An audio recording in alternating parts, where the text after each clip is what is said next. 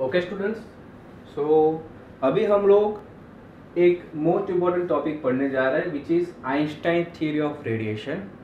तो आइंस्टाइन ने पहले क्या सजेस्ट किया था वो हम लोग पहले देखेंगे और उसके बाद तीन इम्पोर्टेंट टर्म्स को समझेंगे और तीन टर्म्स को समझ के हम लोग जो नेक्स्ट थियरी आएगी आइंस्टाइन थियरी ऑफ रेडिएशन और उसके बाद जो आएगी relation between Einstein coefficient in short.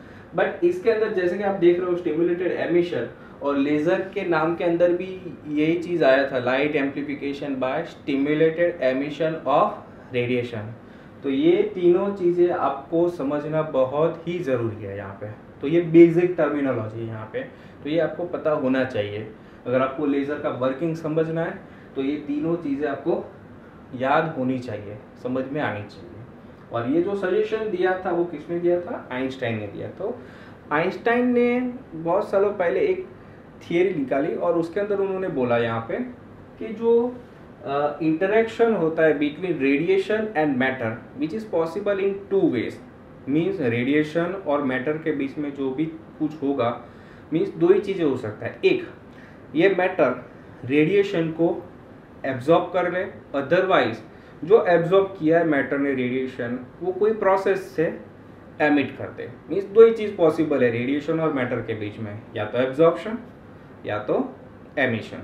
Is that clear? तो जैसे कि हम लोग देख रहे हैं बोर्ड पे कि एब्जॉर्प्शन को हम लोगों ने लिखा है यहाँ पे इंड्यूस्ड एब्जॉर्प्शन, ओके। और दूसरा जो पॉसिबिलिटी है वो रहेगा स्पॉन्टेनियस एमिशन और तीसरा जो रहेगा वो स्टिमुलेटेड एमिशन। मीन्स एमिशन के यहाँ पे दो टाइप्स मैंने लिखे हैं, स्पॉन्टेनियस एंड स्टिमुलेटेड, बराबर। तो हम वन बाय वन ये तीनों चीज को पढ़ेंगे और जो आइंस्टाइन थियरी रहेगी वो totally based on the quantum physics. तो क्वांटम थियरी भी बोल सकते हो उसको about the radiation. Is that clear? तो सबसे पहला जो टर्मिनोलॉजी हम लोग पढ़ रहे हैं यहाँ पे इंड्यूस्ड एब्जॉर्प्शन। तो बेसिकली आप लोगों ने 12th स्टैंडर्ड के अंदर बोर हाइपोथेसिस पढ़े हैं। देयर आर टू हाइपोथेसिस आप लोगों ने पढ़े, bore hypothesis, hypothesis 1 and hypothesis 2। और उसके अंदर से जो हाइपोथेसिस 2 है वहाँ पे विच इज मोस्ट इंपॉर्टेंट और वो थोड़ा बहुत यहाँ पे कोरिलेट करेगा आइंस्टाइन थियरी को, तो वो भी आपको याद होना चाहिए। तो देखते हैं आगे क्या होता है कि इंड्यूस्ड एब्जॉर्प्शन। तो आप लोगों ने 12th स्टैंडर्ड के अंदर ऐसा स्टडी किया होगा in chemistry and physics both कि सपोज के एक एनर्जी लेवल E1 है यहाँ पे और दूसरा एनर्जी लेवल E2। जैसे कि हम लोग बोल सकते हैं it is a ground state energy level, it is a excited state, और lower energy state, higher energy state. Is that clear? Okay. So now what is induced absorption? तो यहाँ पे हम लोग क्या करते हैं, इफ आवर एटम्स और molecule are present in lower energy state और ground energy state where one photon is having energy h nu, where h is a Planck constant and nu is a frequency of incident photons, okay। अगर कोई photon यहाँ पे ground state के atom और molecule के ऊपर strike होगा तो वो एटम क्या काम करेगा, according to its energy gap वो एनर्जी को एब्जॉर्ब करेगा और जैसे वो एनर्जी को एब्जॉर्ब करेगा तो वो एक्साइट हो जाएगा एंड वो ट्रांजिशन करेगा from lower energy state to higher energy state. Means वो एक्साइट हो जाएगा और वो ट्रांजिशन करेगा from E1 to E2 which is known as induced absorption. तो हम लोग सिंपली क्या बोल सकते हैं, when atoms and molecule are already in ground state they absorb some energy which is in the form of photon and they gets excite and transit from lower energy state to higher energy state. तो ये simple क्या हो गया अपना induced absorption. And rate of induced absorption means 1 2 क्या लिखा, तो 1 में से कहां पे जा रहा है, 2 में जा रहा है, which is proportional to n1 into rho, where n1 is what, number of atom in a lower energy state, number of atom in E1 energy level, okay, means population of E1 state, and rho means density of incident photon, means कितने photon वो energy level के ऊपर strike हो रहा है। It means ज्यादा से ज्यादा फोटोन स्ट्राइक होंगे तो ज्यादा से ज्यादा एब्जॉर्प्शन होगा और लोअर एनर्जी स्टेट में से कहां चले जाएंगे, हायर एनर्जी स्टेट में चले जाएंगे। So rate of induced absorption is proportional to n1 means कितने नंबर्स, कितने एटम्स हो गए ग्राउंड स्टेट में, उसके ऊपर ज्यादा एटम हो गए तो ज्यादा एक्साइटमेंट होगा वहां पे, और rho means density of incident photon. तो ये आपको याद रखना है। Is that clear?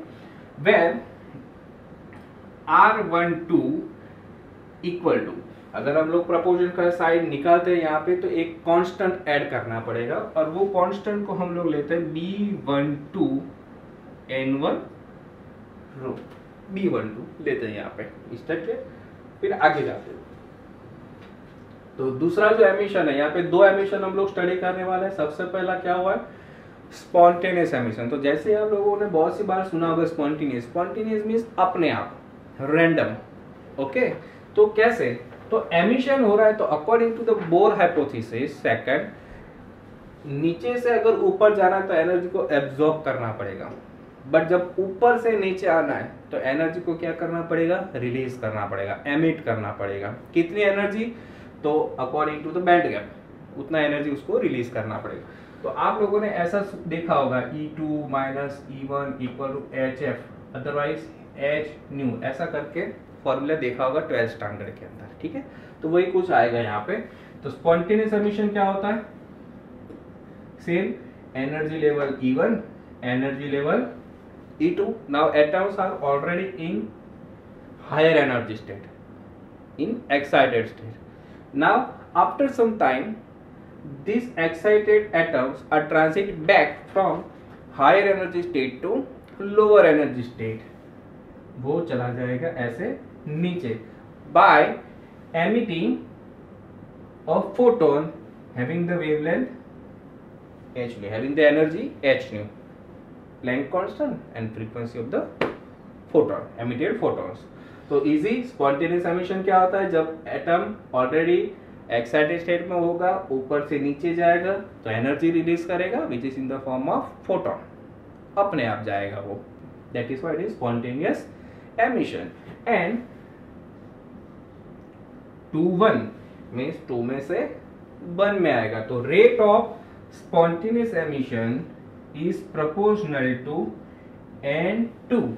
N2 means number of atom present in E2 level, means population of higher energy level, population of higher energy level. Is that clear? Okay. तो अगर हमको proportion का साइन निकालना है यहाँ पे, तो R21 equal to A21 into N2। 21 को हम लोग बाजू में SP लिखते हैं यहाँ पे, because it is a spontaneous emission, तो ब्रैकेट में आप लोग SP लिख सकते हो। Okay, A21 N2। Is that clear? Now third one is a stimulated emission. तो ये स्टिम्युलेटेड एमिशन क्या होता है, तो वो भी देखते हैं यहाँ पे। तो एमिशन है ऑलरेडी, तो वो हमको पता है कि एमिशन कब होगा, जब एनर्जी हायर एनर्जी से लेवल से लोअर एनर्जी लेवल पे आएगा। तो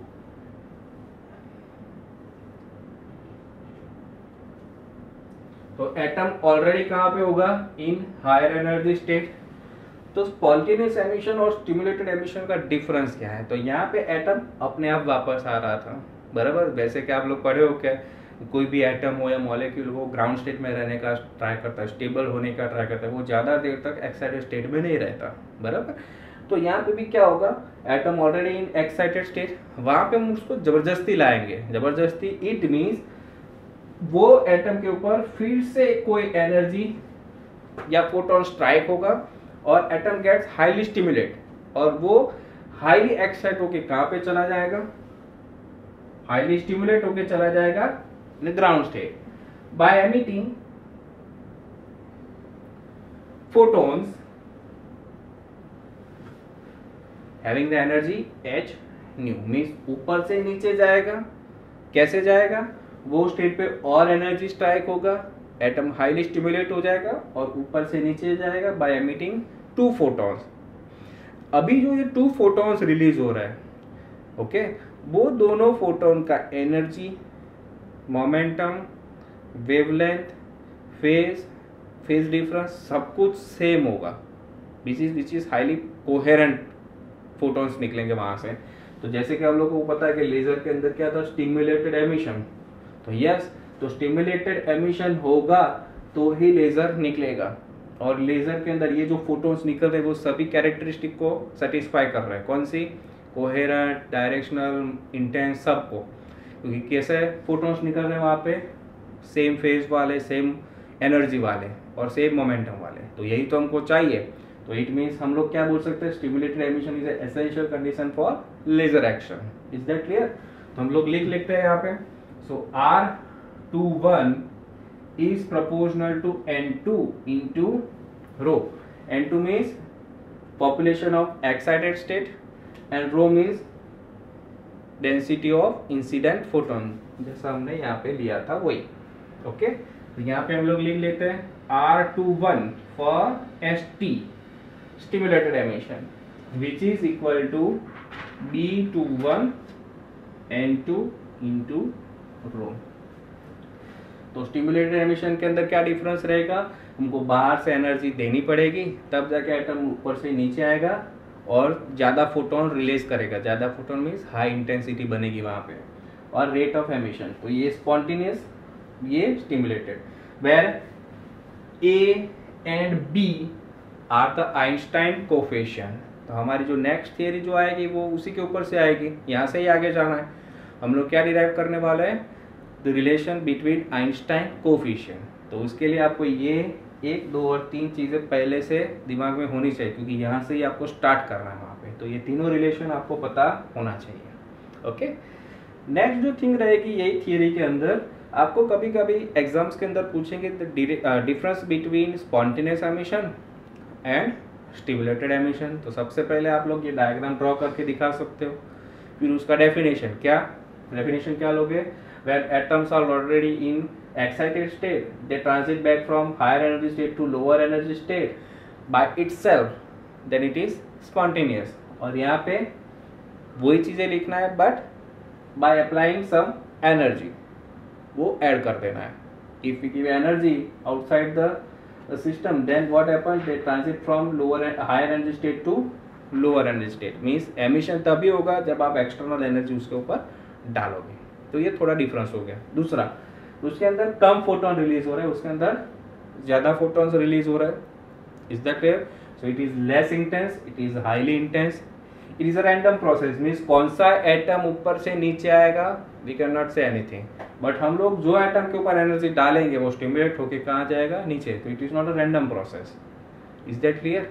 इट इज हाईली मोनोक्रोमेटिक, क्योंकि फेज, मोमेंटम, वेवलेंथ सब सेम है। It is not a monochromatic light. Okay, तो ये 3-4 डिफरेंस आपको पता होने चाहिए। Is that clear? तो ये टॉपिक के अंदर आप लोगों को बस इतना याद रखना है, induced absorption, spontaneous emission and stimulated emission, ये दोनों के बीच का difference and Einstein theory. Okay, thank you.